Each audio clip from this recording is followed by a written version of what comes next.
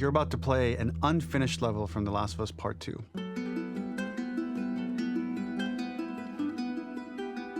The reason we added this section is there are a few sequences, and we picked the 3 of the best ones, that we cut from the game. Often we build a game that's much bigger than what ends up being the final product.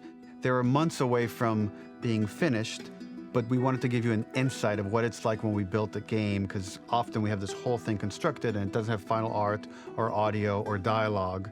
And here you get to see the building blocks of what it's like when we first string a bunch of these levels together. This is the intro to the first deleted level, and this one is the roughest of the 3. We wanted to show more of how Jackson operates. So this is the festival where Ellie ultimately kisses Dina. This sequence would have come very late in the game as a flashback sequence while you're in the farm with Dina. And we wanted to show what is the rest of Jackson doing, and wanted to put on the stick, make it interactive. So you could see when you're outside, there are all these almost like carnival games that you can play. You could mix drinks, you could play with these kids that are playing a sort of clicker Marco Polo, sit down and listen to conversations. And all the different interactions were first or second pass, very, very early passes. The building blocks are there, but nothing is final. And ultimately, while we were very excited by this sequence, it's pretty fun and lighthearted. It just slowed things too much as we're barreling towards the end of the story at this point. So again, reminder, rough, missing audio, missing animation, missing gameplay tweaks, missing dialogue, but pretty representative of what it would have been. So enjoy.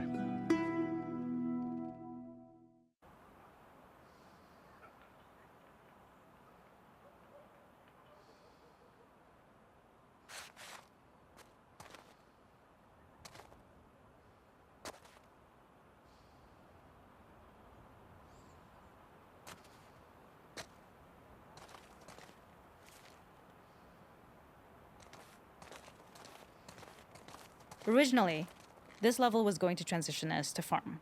We would go all the way through to the dance, where Ellie and Dina share their first kiss. Then we would play through farm, and when Ellie plays the guitar at night, she would remember the Seth incident. So, the opening for this was a little tricky. We needed it to match at least a little what you might expect emotionally coming from prior beats, because we were already purposefully disorienting you in time and space. Remember, you just came from this huge fight. To jump straight into it would have been a little too jarring. After some back and forth, we rooted it in Ellie's nerves, calling back to her hands shaking in the theater. But this time, for a much more innocuous reason we'll find out later. She's nervous because she has a crush on Dina, who is the only reason why she's here at the dance. Something we really wanted to do was highlight the way their lives had turned upside down since she went down this path. We had this idea of recontextualizing all of our usual gameplay mechanics that were designed for really violent ends. The workbench, door bashes, throwable weapons, and even the infected, which is my personal favorite. Peppered throughout the level are moments of levity or shared history, all the while seeing how happy and mundane they all were before her huge revenge odyssey.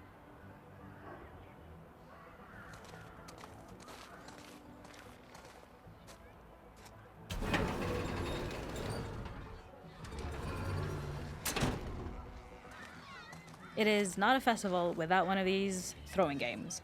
This one, of course, uses our throwable system where you're often chucking explosive things or stunning things, but for a more wholesome purpose, although some people take this game really seriously. A fun aspect of this is if you did well, you could win a toy here. Ellie would place it in her pocket. If you had done this, you'd find the toy with JJ, the baby, later back at the farm. When we cut this, the toy made it through anyway because it was so cute. It is the same one you see on the tractor at the farm. Ollie the elephant.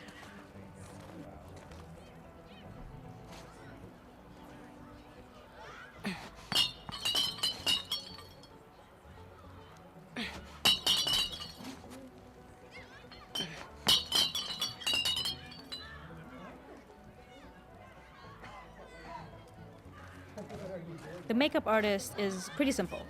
It's one of those little in-game scenes we peppered in to make it feel like Ellie had roots in the town. Hallie, our writer, mentioned that in her mind, an ex-girlfriend of Ellie's tattooed her arm to cover up her scar. So we figured this might be the only time you get to see that. We wanted to hint at it and allude to it and make it feel like there had been so much more that had been happening and so much more that Ellie threw away.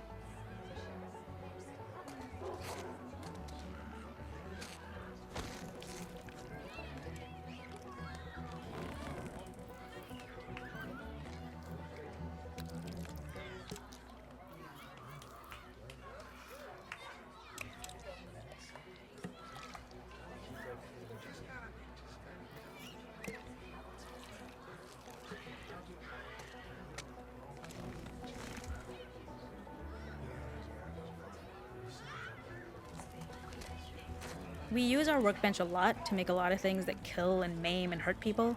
Here, we had the silly idea of using the same feel, harkening back to the same animations, using the exact same UI to instead fix a drink. Like the workbench, you could pick your base, and then you could add something to it. And at the time, we had some different reactions from Ellie based on how strong you chose to make the drink. Something we wanted to prototype though, before it got cut, was picking up some ingredients around to add, like a lime or maybe a bottle of someone's favorite whiskey or salt, like you were earning upgrades. We also toyed with having Ellie carry around the drink you made and occasionally sip it, psyching herself up to go talk to Dina inside because she's nervous. It got too noodly though, because she would need to keep placing it somewhere before she did anything, so it would have ended up more trouble than it was worth.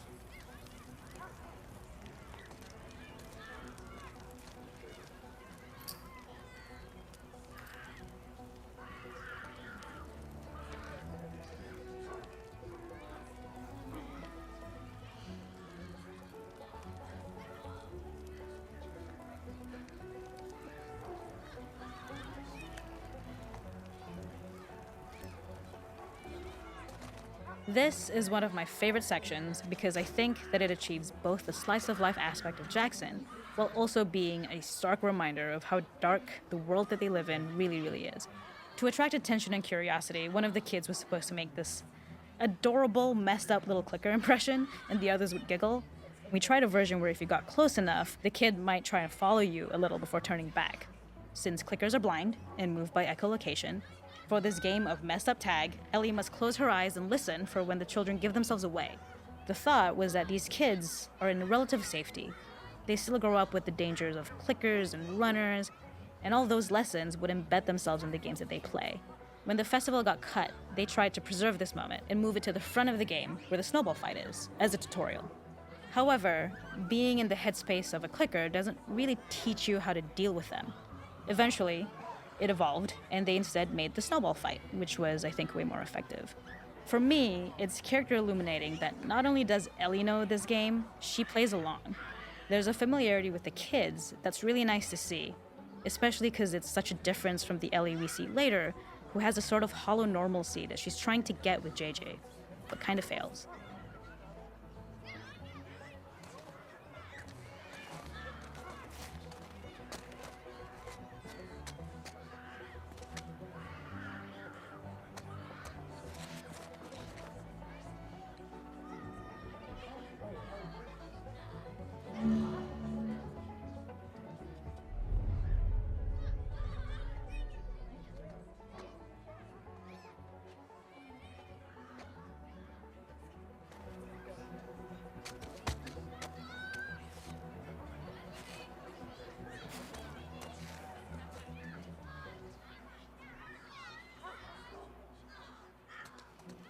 There's a hidden spot at the back that was just a bit of fun. It was highlighting Jackson's normalcy with something we would find in a real world. In the back, you would find teenagers finding some alone time with each other in a dark corner of a party. It was rewarding the player for peeking into a hidden corner, but ultimately redirecting them back to the festival. We also had versions of them smoking weed here, despite Maria's consternation, probably having gotten it from Eugene.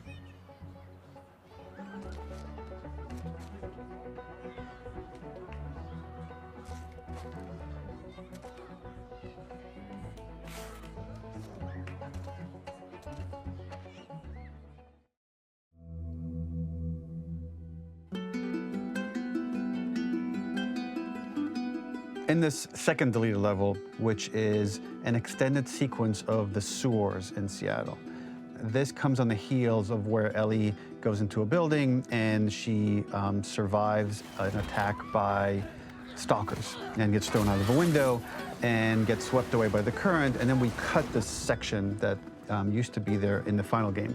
Now you will get to play it.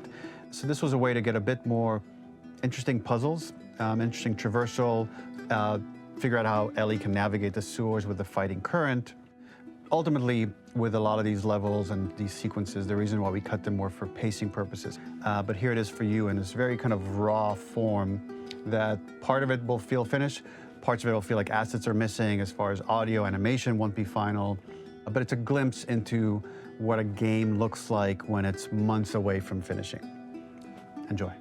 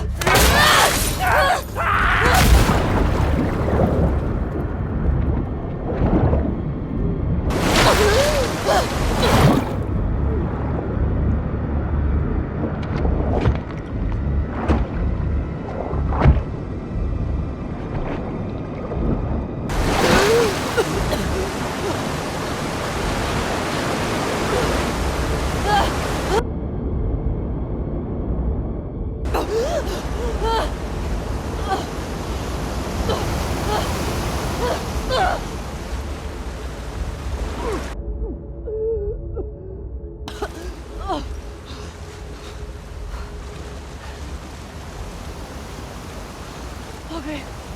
Okay.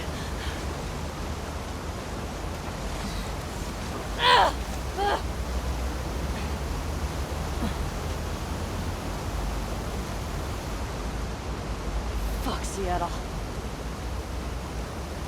Okay. Where the hell am I? The ladder acts as an immediate goal for the player, but being able to climb out is not going to be so easy. To keep levels interesting and engaging, we alternate between positive and negative values the player experiences. Here, it's a positive to have found a ladder, but then a negative to discover it's not the solution. But then another positive to identify the next short-term goal of the doorway. By alternating between these opposing values, we give players what they expect, but not how they expect it. This level, internally known as Find Nora, was quite long in duration as we had to make Ellie traverse a far distance to the opposite side of downtown Seattle. The sewer section was originally longer than what we released the game with, approximately 10 minutes more. This was one of the few areas of the game that used water flow as part of a traversal puzzle. The player has to go upstream to use the current to get to the platform to reach the other side. We mostly cut this mechanic game wide, however it remained in essence in the section swimming to the aquarium as Ellie when you were avoiding the waves. When players reach the doorway and enter into the room, they are faced with a dead end. The real reason for this dead end room is that on the reversal when exiting back out of the doorway, players are faced with the route onwards. A pipe that they'd not been able to see when they were swept past it on the way in, and something that was hidden from view when on the side platforms. The intention here being that the only option is to go off the standard path in order to search for a way out.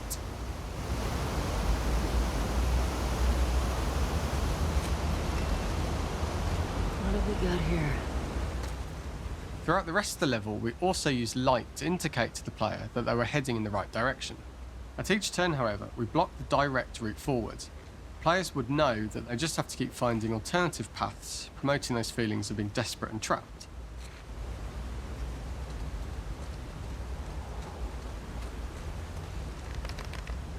We slowly introduced the player to consider climbing into smaller pipes and crouching in these tight spaces.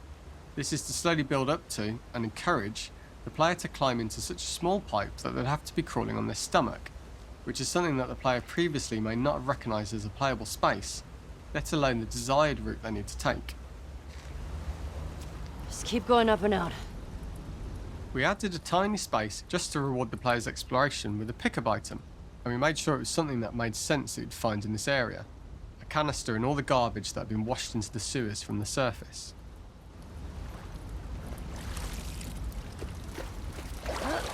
We loved the idea of making Ellie prone through a tiny dirty pipe in order to get out, as it was a great opportunity to use our prone mechanic. A unique camera setup was created to support crawling in these pipes, as the standard prone camera is much higher above the player.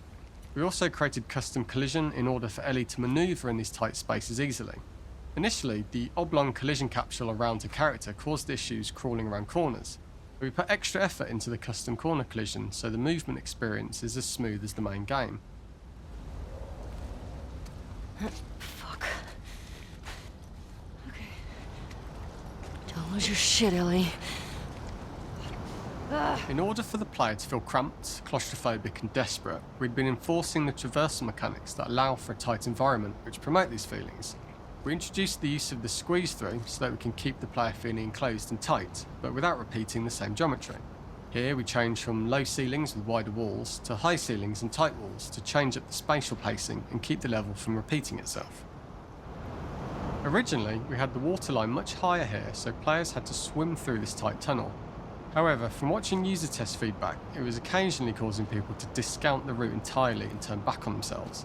So to avoid any risk of this happening in the final game, we present a lower water level so the tunnel is easy to see and commit to using.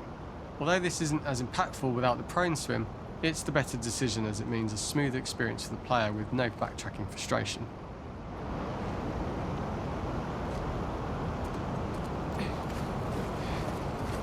As we surface from the water and over the crest of the slope, we reveal what is further in this tunnel.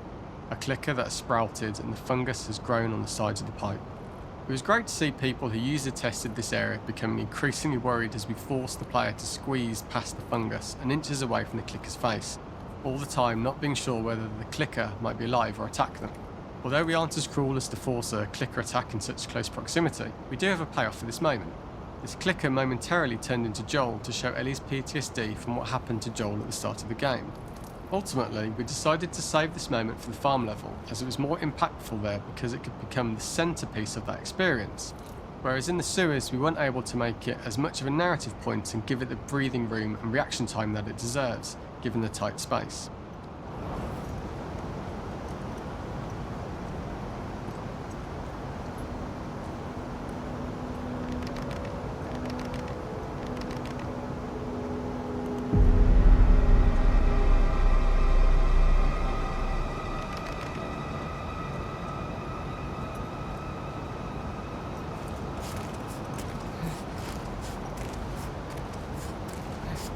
Oh, shit!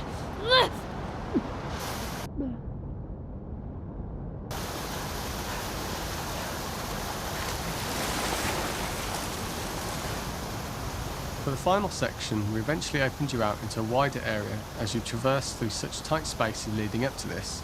So changing the environmental pacing makes it begin to feel like we're coming to the end of Ellie's ordeal.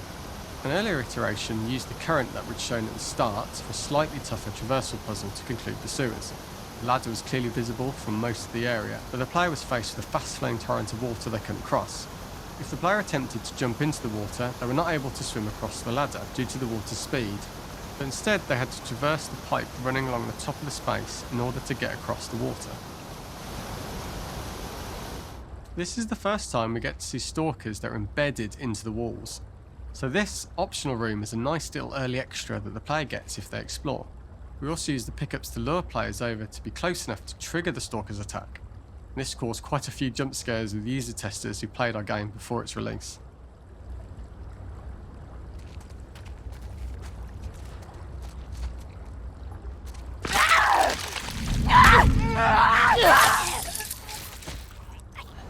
Using this pipe was retained in the iteration we shipped with, as it's the last of the extreme methods Ellie has to undergo in order to escape the sewers, and what she will go through in her pursuit of revenge. The last ladder climb is quite lengthy, and although we could have trimmed it down to a shorter climb, we liked how this last segment of the journey built anticipation for whether there was success at the top or not after all you've been through. Ultimately, the ladder exits out into the subway station, which is how it connects in the final game. Ellie then has to find her way to the hospital from here, crossing paths with the scars for the first time.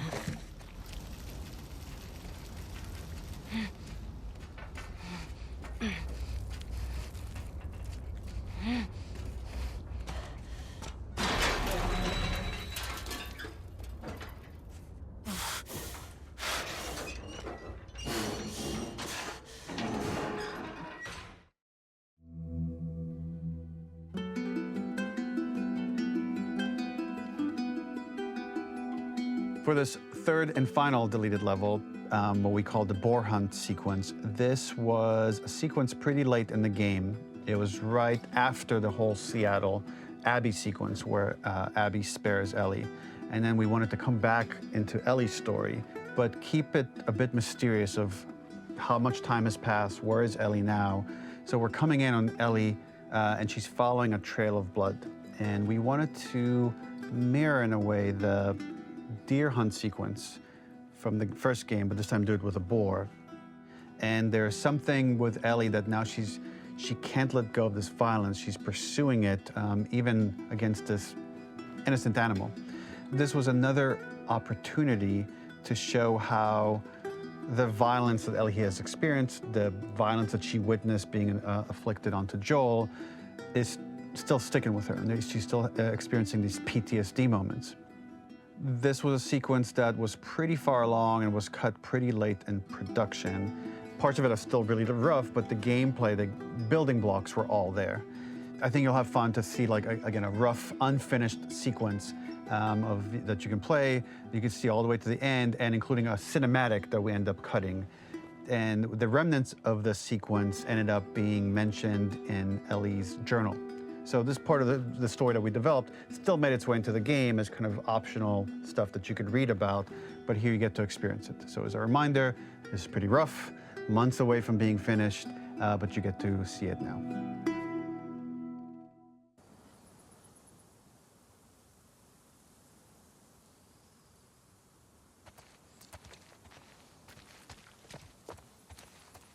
So the boar hunt was one of the hardest levels for me to work on. It was a huge challenge with the systems that we had, and we kept trying, but it never felt quite right. Originally, the level happened after the Jackson Festival, which also got cut, but before Farm. Once the festival got cut, it became the prologue to Farm. The intended experience is that we jump forward in time after the fight with Abby in the theater. We don't know where Dina is. We likely assume she's dead because she was just bleeding out. Ellie is alone. Her hair is short. So maybe this is the future or the present. And she's hunting. Hunting who? Abby still? In early iterations of the fight, it was more arena-like. The player slowly whittles down the boar's health. Ellie gets more visceral and more vicious. We get a little worried about her. As the boar gets weaker, more panicked, more feral, and we start feeling sympathetic to the boar was the hope. In all of these iterations, especially of these wider areas, it required custom AI and scripting to make sure it continued to feel organic as an animal, but we really needed it to do specific stuff. It needed to be able to close distances really, really quickly. It needed to charge to attack, but we wanted the feeling of hunting, so we needed to track it down from afar. And we also needed to discourage the player from attacking the boar when it's that close, or it would kind of turn into this melee kerfuffle. How do we do this in our world while keeping the boar believable? We must have gone through 5 or 6 iterations of the boar fight and all, and every single time it changed pretty drastically. We split it into clear phases, where one was like all long range. We tried another where you're getting close and you get the jump on it quite literally. You're jumping off of a rock to attack it. And then finally, we tried a bunch where you almost sort of go around a bunch of trailers and try and wrestle it. We uncovered after some time that taking down a boar over several phases felt very laborious and a little dramatic. It was comically long, it felt too boss-like, a little too gamey. We decided to cut the first few phases, and we opted for a cold open after the boar had already been hurt off-screen. So that allowed us to focus on feeling like we're closing in on prey and to introduce the boar when it was at its most dangerous. Already hurt, already feral, much too close for comfort. And so the thinking was it would bring us more into Ellie's mindset. Is this really hunting for food, or is she hunting for some other reason? The gas station was built to highlight the boar's destructiveness. Since it's cramped, the boar feels larger. We also feel trapped with it, though perhaps it's trapped with us. When it charges, it gets to us quickly, so we must be on our toes. This made it more aligned with Ellie's sort of hunting for trouble mindset. Listening became more important, as well as moving around slowly so it didn't hear you. Could you spot it before it saw or heard you? And could you get a shot off quickly enough so you could dodge out of the way? Or is the shot worth the cost after? It feels like a gamble. By the end of the fight, everything would likely be in shambles. The boar would burst through the back, and Ellie would follow it and finally enact revenge.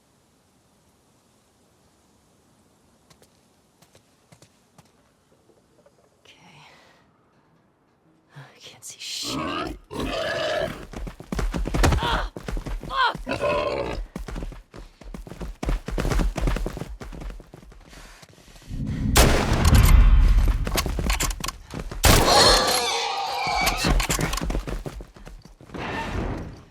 Nowhere to run.